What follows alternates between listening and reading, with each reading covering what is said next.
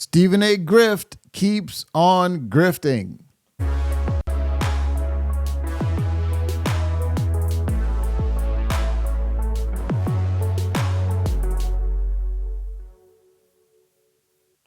Hello, good people. It is Todd Shannon, data scientist, social commentator, getter of buckets, and Stephen A. Smith is doing Stephen A. Smith things. Race baiting, saying illogical and absurd things that don't make any sense, contradicting himself, just like when he said he scored basically 1.5 points in a single game. Look it up. He literally said that. He averaged 1.5 points a game. He said, I only played in one game. And then you look at his average, it says he averaged 1.5 points. How you average 1.5 points or how you score that in a single game, that's very interesting to me. But, you know, we don't expect Stephen A. Smith to make sense anymore, but we do expect him to keep grifting. And I've said this before, I will say it again. I think Stephen A. Smith says what he wants, says what he says, because he is looking for the next payday, and whatever will get him to that next payday, he's just going to do that. And apparently right now, it makes sense to racialize things that aren't really racial because he works for a cesspool woke organization called ES Pretend. That's what I call them. And so he thinks that's his way to the biggest payday possible. You have to echo these nonsense talking points. But let's talk about the real controversy, because JJ Redick, who's recently hired as the Los Angeles Lakers head coach, Stephen A. Smith said basically some things where he came out and said, well, there are a lot of people who feel like LeBron James was, you know, kind of out of pocket by hosting this podcast with JJ Redick when his black head coach, keep that in mind, his black head coach, Darvin Ham, was on the hot seat. And this is an interesting development. So let's listen to a couple of the things that Stephen A. Smith said, because I think it's noteworthy. Let's hear it from the horse's mouth.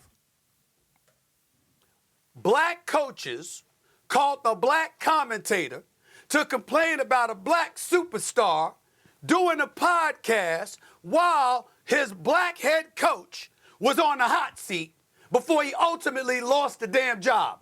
What does that have to do with white folks? What does it have to do with white folks? That's actually a really good question. But before we answer that, let's just, make sure we understand. The reason why he's saying that is because Doug Gottlieb, who is a radio host on Fox Radio, said basically that Stephen A. Smith was a race baiter. And, shout out, let me see if I can find my applause. Doug Gottlieb, you are correct. Okay. Stephen A. Smith is a race baiter. As I said, he's grifting. He's got to get that next, he's got to get that Disney money. So he's got to, toe the line. But he asked, what does that have to do with white people? And I think that's a fair question. But I think maybe an even better question is, how come it was only, according to him, all the black coaches calling him, why were the black coaches mad? What were the black coaches upset about? You see, I want to, this is a common narrative in sports, right? Is that, black, particularly when it comes to coaching and things of that nature, that black coaches don't get a fair shake, right? So I looked this up in the NBA. Apparently, at least 50% of the head coaches in the NBA are black, okay? 50%, half of them, okay? Now, I don't know if you know this, but like the United States is only made up of 13% black or African-American people. So I would say in the coaching sphere, we are overrepresented. Now, some of you say, well, that's not really a fair comparison because the players are like maybe 60, 70% black. I think it's certainly over 50%. I want to say probably maybe 70% black. I don't know. I have to look it up later, but certainly more than 50% of the NBA players are black. So what they would say is that, well, based on the distribution of the players, there's actually an underrepresentation of black coaches, which is, of course, a logical fallacy and is completely absurd because you don't have to have played in the NBA in order to be qualified to be a head coach. I don't know if you know this, but most of the best head coaches to ever coach the game actually never played in the NBA. And so that would mean that there are a lot of white people who might not have had the talent to play, but are actually excellent and above average coaches. So they're not just, it's not like you have to have been a former player in order to be a head coach. So that's a logical fallacy. We're comparing apples and oranges here. You don't, there's not an underrepresentation of black head coaches because we don't see the same number of people or coaches reflected in the coaching that we do in the players population. That being said, I just want to get that out of the way. So the bottom line is that we see that according to the Google machine that I just looked up, 50%, 15 out of the 30 head coaches in the NBA are black. And not to mention, not only are they black, but also the two head coaches that were represented in both the Western and Eastern Conference in the finals this year, both of them are black, both Joe Mazzulla and Jason Kidd. Jason Kidd is actually mixed, but you know how we do. We just say they're black. But I find this interesting because there's really, unlike, people still trying to make that same sort of excuse for like the NFL, for example, people say, oh, in the NFL, people, the black coaches are underrepresented. No, they aren't.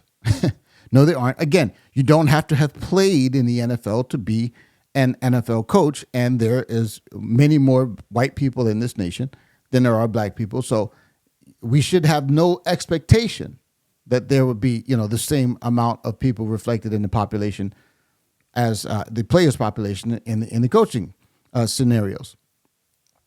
So I established that to say there's no reason to complain. However, all of these black head coaches, apparently, or these black coaches, according to Stephen A. Grift, they're calling him and complaining. So the question is, well, what were they complaining about? Now, what I found interesting was that Stephen A. was asked explicitly by Molly Kiram, who's the host on the show, First Take. She's one of the hosts. She asked him specifically, well, what were they mad about? Can you specify? So let's have a quick look at that. Tell you is this. Numerous coaches, black coaches, called me expressing how they took issue with that podcast taking place. And I think you know enough to know that that's true. Some of them felt very salty about that. We certainly are not blaming J.J. Redick. Can I pause you on that? They were salty because he chose to do a podcast with a white guy or because it hurt Darvin Ham? Because it hurt Darvin Ham. Got it, okay. Okay, now, let's just take a moment to think about this. Stephen A. Smith is asked straight up, what were they salty about? Were they salty about the fact that he did a podcast with J.J. Redick because he was white or because of the Darvin Ham? He says Darvin Ham. Then the $1 million question, Stephen A. Grift, is, why did it matter then that they were black? If it didn't matter, if they were simply mad that Darvin Ham was on the hot seat and it had nothing to do with J.J. Redick being white, then why did their race matter? Why did it matter? These are just coaches. You see, the fact that they were black head coaches or coaches in general, that information was volunteered by Stephen A. Smith. No one asked him to identify the race of the coaches that were upset. And the question is, if you think about statistically, if black coaches are actually overrepresented in the NBA, which they most certainly are, and they're having success at the highest level, then what are the black coaches mad about? You see, this entitlement, this idea that we got to protect black coaches or we got to protect black people once they get in positions of influence is one of the ways we infantilize and we treat black people with kid gloves. We treat black people like they aren't capable of succeeding without us giving them some artificial boost. And believe it or not, that is the most racist and silly sentiment of all. The idea that black people can't succeed without special protection and without special rules is racist. Because you are implying that black people can't succeed on merit.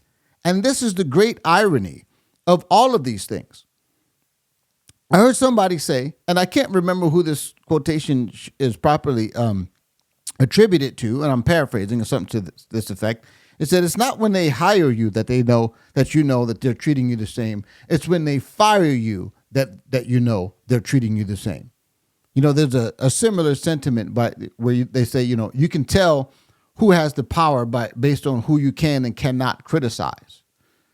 If black people can't be objectively evaluated based on their performance without taking special consideration of their race, then that's how we know we are not being treated the same. And isn't that what we asked for? Isn't that supposedly what we asked for? But we only seem to want that when it works in our favor. And I think there's a more important point that needs to be asked. Why does LeBron James have some obligation to protect a coach that apparently it seemed like maybe he didn't even believe in? There were whispers all through this season that Darvin Ham was there was a little bit of friction going on between him and the players. They weren't happy. The rotations were all out of whack. And even on many of these sports shows, they had a lot of criticism.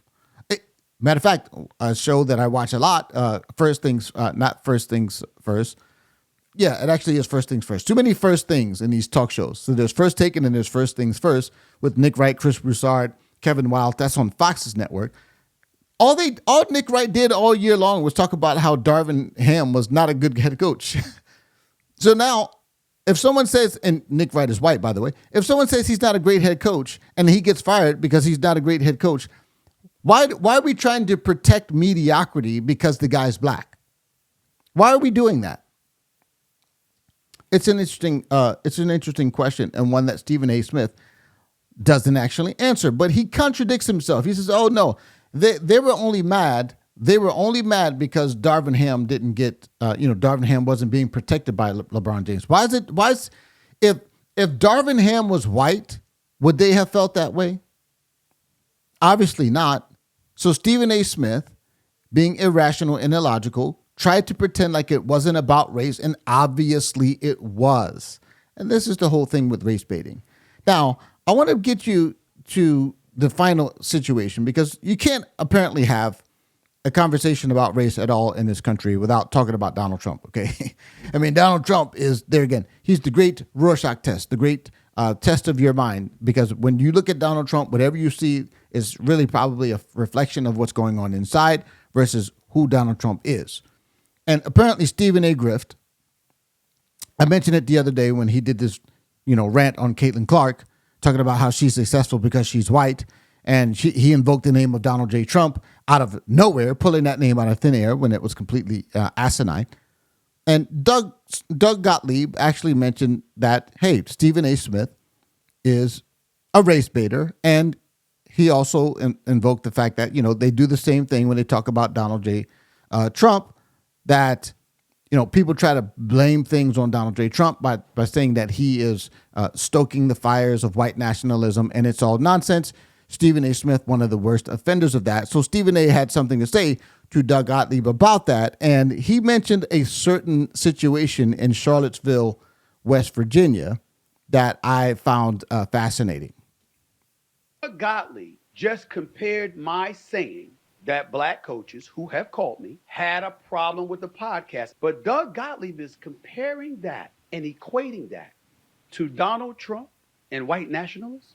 So when the mayhem took place in Charlottesville, Virginia, and a young lady was killed, and we had folks out there marching and white supremacists making themselves conspicuous, and Donald Trump goes over the airwaves and say, there were good and bad people on both sides. That's the equivalent of this. That equates to me talking about LeBron James. Black coaches called the black commentator about the black athlete that they had a problem with because they felt he was undermining the black coach. What does it have to do with you?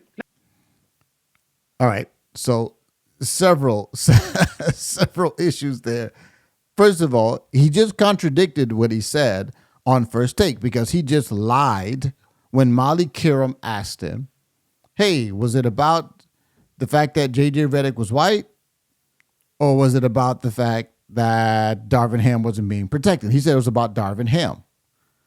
But then he just admitted right there that the black head coaches were saying that he wasn't protecting the black guy.